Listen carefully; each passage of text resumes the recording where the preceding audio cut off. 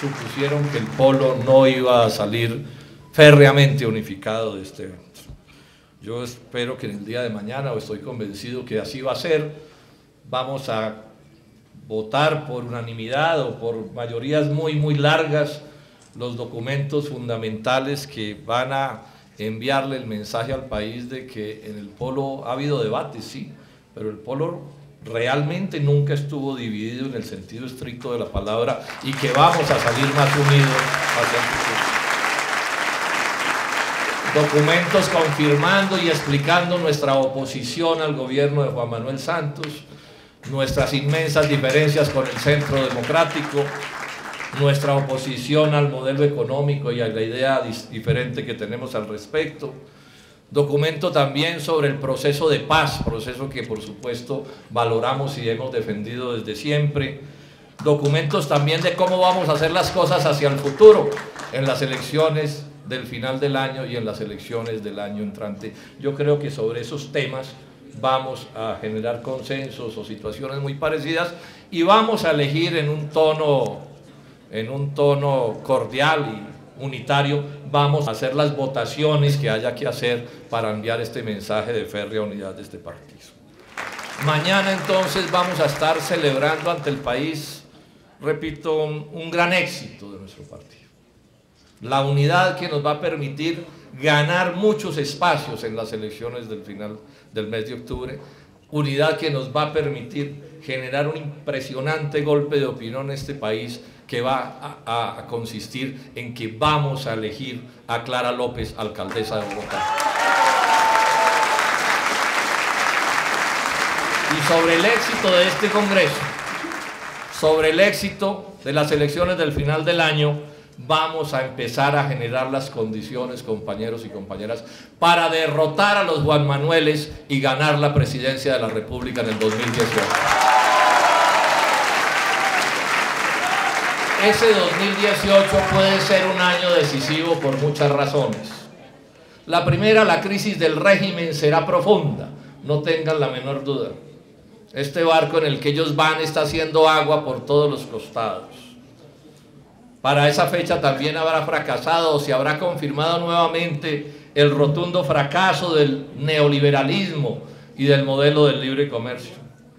Todas nuestras advertencias se habrán cumplido y se están cumpliendo desde ya y seremos los únicos que tendremos la autoridad moral para proponerle una salida al pueblo colombiano. Las luchas además, las luchas sociales habrán crecido como nunca en estos próximos años y yo estoy convencido que, como hemos hecho desde siempre, el Polo Democrático Alternativo habrá estado participando con todo entusiasmo en esas movilizaciones. Ojalá para esa fecha, y esto lo digo con toda sinceridad y convencimiento, ojalá para esa fecha el proceso de paz que se adelanta en La Habana y otros procesos que puedan adelantarse con otros sectores alzados en armas hayan culminado cabal y positivamente, de forma tal que se nos faciliten las cosas para esa fecha. Y que el Polo, también para el 2018, haya sido capaz de constituir, y eso es posible, una gran convergencia nacional, una gran unidad incluso superior a todo lo que nos hemos soñado, una gran unidad que sea capaz no solo de sacar una excelente votación como las que hemos sacado, sino que sea capaz de derrotar cualquier opción que los Juan Manueles se atrevan a atravesar en nuestro camino. Analicemos algunos hechos que pienso que vale la pena comentar. En primer término, hagamos un balance de las decisiones del tercer Congreso del Polo, el que celebramos en el 2012. Los hechos, a mi juicio, compañeros y compañeras, comprobaron que esas decisiones fueron acertadas. Recordemos que cuando ese Congreso lo hicimos, nadie daba un peso por nosotros. Veníamos de la crisis profunda, de los espantosos hechos de Bogotá. Habíamos perdido destacamentos importantes que habían sido parte de la creación del Polo. Nadie daba, repito, en el Senado un peso, ni siquiera porque el Polo pasara al umbral. Y en las decisiones que tomamos en ese Congreso, Y en las cosas que hicimos después del tercer Congreso, fuimos capaces de superar uno a uno los problemas y salir, pero muy airadamente, de esta dificultad que no cualquier partido en Colombia o en cualquier parte del mundo estaba en capacidad de resolver. Pasamos con largueza el umbral del Senado y de las cámaras de representantes y tenemos una bancada, si ustedes quieren, relativamente pequeña, pero suficiente para hacer sentir nuestra voz en esas corporaciones. Sacamos una votación sobresaliente a la presidencia de la República. Aquí vale la pena recordar las cifras. Con Carlos Gaviria habíamos obtenido 2.600.000 votos y un 22% de la votación. En las elecciones posteriores, donde nuestro candidato fue Gustavo Petro, tuvimos una baja significativa antes de la crisis del polo. Caímos a 1.300.000 votos y apenas al 9% de los sufragios. Y con Clara López sacamos 1.900.000 votos y el 15% de la votación. Ese es un éxito significativo para un partido que era mucho menos en lo organizativo y en la confluencia de fuerzas que representaba, mucho menos que lo que había sido en las votaciones anteriores. Y demos, digamos, una ñapa entre los éxitos del polo, y es que no obstante las dificultades con las que hicimos la consulta, obtuvimos un resultado sobresaliente, tal vez 2,5 veces lo que habíamos sacado en las elecciones para el tercer Congreso. Vale la pena ante estos hechos hacer algunos comentarios, compañeros y compañeras, de qué pienso yo, de cómo se explican estos éxitos que hemos obtenido. En primer término, es evidente que lo que ha sucedido en estos tiempos tiene que ver con el Comité Ejecutivo Nacional que elegimos en el tercer Congreso y con la presidencia de Clara López Obregón de este partido. Estos son hechos que están allí y que nadie puede poner en duda.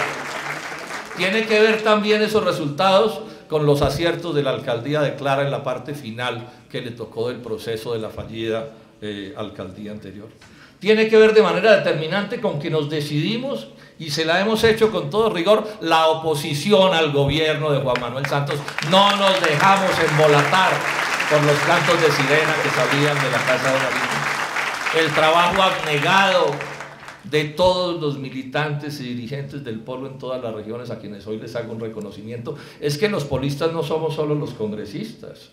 Los polistas son miles y miles de compatriotas que nunca salen en letras de molde, que nunca saben lo que ha sido tomarse un tinto por cuenta de la política y que se sacrifican todos los días para construir este partido. Sacamos también una excelente votación porque Clara hizo una campaña en sus planteamientos perfectamente ajustada a los puntos de vista del Polo Democrático Alternativo, que son puntos de vista capaces de ganar el respaldo ciudadano. Hizo una excelente campaña. Sin duda ella también hizo su aporte, pero además hay un aspecto que es el que quiero resaltar en esta especie de inventario, un hecho sobre el cual yo creo que vale la pena insistir, y es que el polo estuvo presente en todas las luchas ciudadanas, y esas luchas ciudadanas premiaron la opinión del polo en estos años. Permítame, yo doy unas cuantas pruebas de tipo matemático sobre esto que estoy diciendo. Pero primero recordemos una cosa. Cuando se dieron las grandes movilizaciones agrarias, probablemente las más grandes de la historia del país o de las más grandes, recordemos que Santos nos agredió brutalmente, nos satanizó de la peor manera. Y la respuesta del polo es una de las cosas que a mí me han enorgullecido en este partido desde siempre. A quienes estábamos, digamos, siendo víctimas de las mayores agresiones, nuestro partido salió a respaldarnos. Y le dijo a Santos: no, presidente, es que no son solo ellos los que están allí mencionados por usted, sino que es todo el polo el que está respaldando las movilizaciones agrarias. Y le agregó a Santos: y sepa, presidente, que no estamos detrás de las protestas sociales, estamos al frente porque el polo se enorgullece de participar. En Boyacá y Antioquia, donde hubo grandes luchas sociales, no solo agrarias, sino por ejemplo mineras, multiplicamos por 4 la votación anterior. En Caldas, Risaralda y Huila, multiplicamos por 3 la votación anterior. Estos son crecimientos superlativos. En Santander 2 veces, en 12 departamentos crecimos más del 100% la votación anterior. En Boyacá, y es un homenaje que le hago a los boyacenses, la votación del polo fue la mayor contribución a la votación total de acuerdo con el número de sufragantes. O sea, Boyacá nos votó como ningún departamento de Colombia lo hizo. Estoy diciendo esto para atarlo al futuro del polo, no es solo hablando del pasado que estamos. Sacamos votaciones enormes entonces en departamentos fuertemente tradicionalistas. Sacamos votaciones enormes en municipios plenamente liberales o plenamente conservadores, donde la palabra izquierda nadie la había pronunciado. Y nos votaron en mayo, y nos votaron en las dos votaciones, en las del Congreso y en las del Senado de la República. Este es un asunto que el polo tiene que reflexionar si queremos dar el salto que tenemos que dar hacia adelante, compañeros y compañeras. Queda demostrado que el polo democrático alternativo, cuando hace las cosas bien, puede crecer por fuera de lo que tradicionalmente hemos catalogado como la izquierda colombiana, y este es un problema de vida o muerte en el asunto de transformar a este país. El futuro, compañeros, nuestro depende de comprender fenómenos como este y otros muchos fenómenos que no tenemos tiempo de mencionar. Miren ustedes el lío que tenemos. Aquí estamos hablando de ganar las elecciones del 2018. Bueno, hay que sacar más de 8 millones de votos. Los 2 millones de votos que sacamos con Clara, eso es una excelente cuota inicial. Por supuesto que sí, pero nos faltan 6 millones. Y no hay país vecino de dónde traerlos, hay que conseguirlos aquí. Hay que conseguirlos aquí y tienen dueño. Y esos votos los tienen las fuerzas adversarias a nosotros. Hay que quitárselos a ellos. Hay que quitárselos a la Unidad Nacional y al Centro Democrático. Y los van a pelear como gato patas arriba. Y nuestro deber es hacer las cosas tan bien hechas que podamos ganar ese respaldo ciudadano, porque el hecho de que voten por esos personajes, por los Juan Manueles, no quiere decir que sean exactamente como ellos. Muchos sí, sus dirigentes sí, pero en general ahí lo que hay son pueblo, clases medias, empresarios no monopolistas a quienes podemos ganar para esta causa. ¿Por qué podemos, compañeros y compañeras, lograr la convergencia de la que estoy hablando? Una convergencia, repito, como nunca nadie siquiera había soñado en la República de Colombia. De eso es de lo que estamos hablando, porque lo que estamos hablando es de derrotar a los Juan Manueles en las elecciones del 2018. Porque sí podemos. Y me excusan si me extiendo un poco. Primero, porque nuestro programa, nuestro ideario de unidad que va a ratificar este Congreso, es de tal amplitud.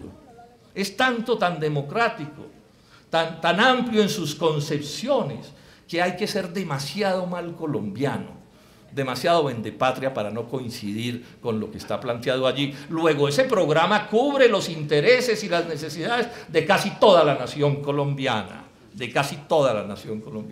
Nosotros defendemos el trabajo y la idea de que Colombia solo podrá salir adelante si saca adelante a su pueblo. ¿Quién podría, con una mediana actitud democrática, oponerse a la idea de defender el empleo, los salarios, la salud, la educación, todo lo que defendemos nosotros, el medio ambiente? Un programa que defiende la producción industrial y agropecuaria, o sea, la generación de riqueza y la generación del empleo, porque es que el empleo se produce en la producción, y no hay pobreza peor que la del pobre que no tiene empleo. Y defendemos la producción de todos, incluida la del empresariado, la de los campesinos también, pero también lo de los empresarios, porque se me faltaba mencionar una cosa. Uno de los fenómenos demostrables de las grandes luchas agrarias de estos años es que en esas luchas estuvieron los campesinos, los indígenas, los obreros agrícolas, y fracciones enormes del empresariado colombiano se pararon en las carreteras a luchar hombro a hombro y a desafiar la andanada del libre comercio y del imperialismo. Defendemos la democracia, pero la democracia auténtica que no se practica en Colombia, y defendemos la soberanía nacional. Estamos por relacionarnos con todos los países del mundo, pero no como un país vasallo, no como unas fichas del imperialismo norteamericano. Yo me pregunto, ¿no cabe en este programa casi toda Colombia? Claro que cabe. El problema es cómo convencer a los colombianos de que ese es nuestro pensamiento. Tenemos un lío, es que la gente no sabe cómo pensamos. Pero tenemos un lío que puede ser mayor, y es que la gente nos adjudica pensamientos que no son los propios. Y esto es un problema gravísimo. Las percepciones generan realidades. Ser y parecer es definitivo. Yo puedo ser la persona más honrada del mundo, pero si la gente no me cree o piensa lo contrario, pues no soy honrado en ese sentido. Y la política se fundamenta sobre percepciones. Y hay, a mi juicio, por lo menos, 3 asuntos que hay que aclarar si queremos que el polo tenga futuro en este problema de las confusiones. El primero, que lo que vamos a hacer en Colombia, la transformación que vamos a hacer en Colombia va a ser única. Va a ser única en sus detalles y en sus formas y en sus concepciones, porque no vamos a imitar ningún proceso de ningún país del mundo, ni siquiera de los de nuestros vecinos de América Latina, procesos que respetamos y valoramos de muchas maneras. Pero debe quedarle claro a los colombianos que aquí vamos a hacer la transformación dependiendo de nuestras realidades y que podrá haber cosas importantes de estudiar de otros sitios y son respetables, pero como bien dijeron ayer todos nuestros amigos del exterior que intervinieron, cada pueblo tiene que descubrir la manera de hacer sus cosas. La segunda cuestión que hay que dejarle claro al país o no podemos avanzar es que en el ideario del polo no se consagra, inclusive se consagra lo contrario. El polo no está por eliminar la propiedad privada en Colombia, esto hay que decirlo con todas las letras. Nada de lo que decimos nos avergüenza, no estamos por estatizar la economía. Hay que decirlo con todas las letras porque nuestros enemigos envían una idea distinta y hay muchos colombianos que no saben que este es nuestro pensamiento. Nosotros defendemos una activa participación del Estado en la economía y en el progreso de Colombia y nos oponemos a las privatizaciones, pero eso es una cosa. Y otra cosa es que estemos por acabar con la propiedad privada en Colombia. Y en este sentido también lo digo, y estos pueden ser temas de debate. Clara lo tocó en su intervención y coincido con ella, el polo tiene que ver cómo gana para esta gran convergencia a todos los sectores del empresariado colombiano que estén por transformar a Colombia y que se unan con nosotros en la idea de cambiar el modelo económico y de defender la soberanía nacional. Y esto también hay que decirlo, porque si no decimos lo que pensamos, ¿cómo hacemos para convencer a las personas? Y hay un tercer tema sobre el que hay percepciones equivocadas, que también tenemos que atender con toda la delicadeza y el cuidado si queremos salir adelante. Cuando el polo se creó, como es obvio, uno de los temas que duramos un año entero debatiendo, porque duramos un año entero haciendo el ideario de unidad, es el tema de la violencia, que ya para ese entonces tenía pues casi medio siglo en Colombia. Y sacamos 2 conclusiones que aprobamos por unanimidad y que son todavía parte de nuestro ideario. La primera, sí a un proceso de paz negociado. Por las propias razones, digamos, filosóficas y morales de la izquierda democrática, pues somos amigos de ese tipo de soluciones, que son las menos traumáticas, por supuesto que sí, para no mencionar que las otras han fracasado. O sea, eso está en nuestro ideario, sobre eso no hay duda, en eso estamos unidos todos. Cada uno podrá tener sus énfasis o sus maneras de mencionar las cosas, pero en esto estamos unidos. Pero dijimos otra cosa, compañeros. Con todas las letras quedó claro, y en muchos documentos se ha repetido, que el polo no comparte la idea de utilizar la violencia como manera de tramitar las diferencias entre los colombianos. Ese es el ideario, y va a estar dicho en los documentos que aprobemos mañana, y ese es nuestro punto de vista, y hay que hacerlo saber. Yo les voy a contar esta anécdota. Cuando estábamos en el Congreso de Constitución del Polo, de casualidad a mí me tocó al lado ese día Carlos Gaviria. Y ustedes saben que uno ahí medio conversa cuando se desarrollan los eventos. Y Carlos volteó y me dijo, oye Jorge Enrique, ¿sabes qué? A ver Carlos, ¿qué? Si el polo no logra convencer a los colombianos de que nosotros no somos partidarios ni practicamos la lucha armada, el polo no podrá triunfar en la lucha por la transformación de Colombia. Estas son realidades con las que tenemos que trabajar. Entonces aquí la sabiduría ¿cuál es?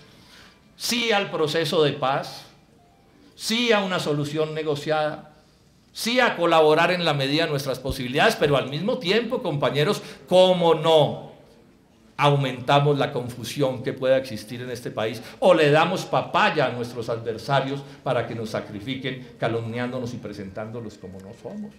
Esas 2 ideas son perfectamente compatibles, pueden existir y debemos hacer esfuerzos para que eso sea así. Me preocupa, se los digo con toda franqueza, me preocupa que si nosotros no acertamos en estas sutilezas, y la política es de sutilezas, que no resulte que el éxito del proceso de paz por el cual yo estoy y haré todos mis esfuerzos para que sea, que ese éxito del proceso de paz le termine cayendo encima a este proyecto y nos cree dificultades que nos resulten insuperables. Y agrego una cosa más, ese proceso de paz no va a transformar profundamente a Colombia más allá de la propia transformación del proceso. Nada que necesite la firma de Juan Manuel Santos va a cambiar a Colombia porque él se negará a firmarlo. Eso es un hecho. Pero ese proceso de paz sí puede lograr un hecho o dos hechos que vamos a celebrar con todo entusiasmo cuando ocurra. El primero, que esas armas desaparecerán de una vez por todas del territorio nacional. Y el segundo, que quienes hoy empuñan esas armas podrán reintegrarse a la vida civil con todas, absolutamente todas las garantías democráticas. Si eso sale así, hoy todavía no lo vemos, pero estemos seguros que así va a ser el salto, las posibilidades de la lucha social y política por transformar a Colombia se van a agigantar, y eso solo nos hace ser fervorosos partidarios de que ese proceso de paz con las FARC termine bien y el día mañana se haga con el ELN uno semejante y se tomen las decisiones que sean. Permítanme terminar con un par de comentarios más. Uno relativo a la unidad del polo. Llevamos un año de tensiones, eso pues sería necio negarlo. Y no voy a entrar a hacer comentarios sobre las razones que suscitaron esas tensiones que hoy estamos, a mi juicio, resolviendo. Sobre eso habrá tiempo para hablar quien quiera, o la historia, o lo que sea. El punto es que entendamos también, porque esto es parte de la madurez del partido, que entendamos que las tensiones son inevitables, que las controversias son inevitables, los debates, es que somos organizaciones de los seres humanos. No nos dejemos confundir de los ingenuos que viven en la luna o de los avivatos, que saben cómo son las cosas, pero mienten utilizándolas como martillos contra el pueblo. El problema no es que haya controversias, el problema es si somos capaces de aprender a resolverlas o si la vida nos permite irlas resolviendo, porque esos son procesos que normalmente también tienen que tener su tiempo para poderse resolver. Eso es parte de la vida.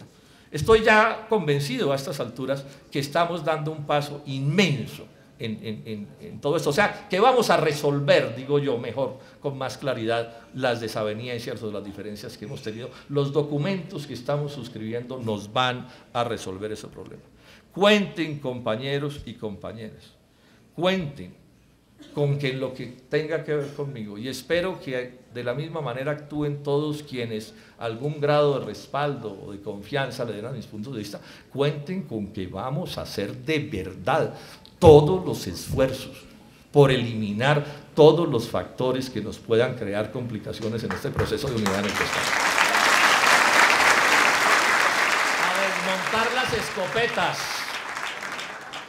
A desmontar las escopetas, a mordernos la lengua, a enjaular los chistes flojos. Todas las cosas que son propias de los seres humanos, porque lo que necesitamos es un polo unido de verdad para dar los saltos que tenemos que dar en estos próximos meses. Este es el mejor homenaje que le podemos hacer a Carlos Gaviria. Clara lo dijo. Clara dijo, el mejor homenaje a Carlos Gaviria es, bueno, parezcámonos a Carlos Gaviria, y entonces resalto tres cosas de Carlos Gaviria. La primera, Carlos murió amando este proyecto del Polo Democrático Alternativo. Nunca tuvo la menor vacilación, nunca, en la idea que este era el mejor proyecto político construido en la historia de Colombia y que deberíamos cuidarlo de todas las maneras que fuera del caso. La segunda cosa en la que siempre estuvo Carlos Gaviria, propiciando la unidad, propiciando los esfuerzos porque los debates y las controversias se trataran de la mejor manera, e insistiendo siempre en una frase que no podemos olvidar, que se puede plantear en un orden o en otro, que yo hoy quiero plantearla en este, sin ambigüedades y sin sectarismos. Debemos hablar con franqueza, debemos plantear las cosas con claridad, pero también sin sectarismo. Mi invitación entonces, compañeros y compañeras, y nuevamente les pido excusas si me extendí un poco, mi invitación es a que cojamos todo este acervo de aciertos, todo esto que estamos construyendo hoy en esto, que cojamos las decisiones del día de mañana y las respetemos con todo entusiasmo para que tengamos una rotunda victoria en las elecciones de octubre, victoria que empieza, compañeros bogotanos y no bogotanos, que empieza por elegir a Clara López alcaldesa de la capital de la República.